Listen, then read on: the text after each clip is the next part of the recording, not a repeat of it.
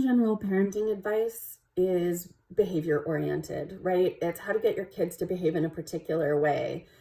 And the problem with that, as opposed to parenting through relationship with your children, is that when we're focused on behavior, we start to perceive our children's behaviors as problems, and they're not. Behavior in a child is about that child figuring out how to deal with their own emotions and desires and disappointments. And so they're not problems. They're actually times when they really, really need an adult to co-regulate with them so that they can figure out what to do next. And figure out a good way to get through the thing that's troubling them.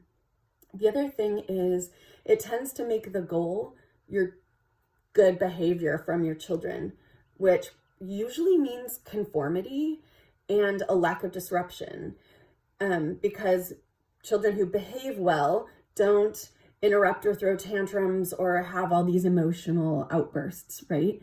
They're easy to deal with, and they're, they follow the rules. And so sometimes that's desirable, which is fine. And sometimes it's not desirable.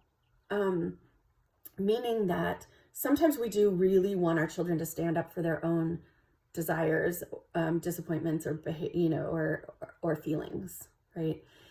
And so we also need to have reasonable goals, I think. And so the two things we get caught in is once we start perceiving our children's behaviors as problems, then we have a downward spiral because our goal becomes good behavior instead of the goals we might actually really have for our children, which might be like good relationship skills or the ability to articulate what they want and go after it, or, to encourage their exploration or whatever. And by focusing on behavior, it's actually a detriment to all those other things I just listed.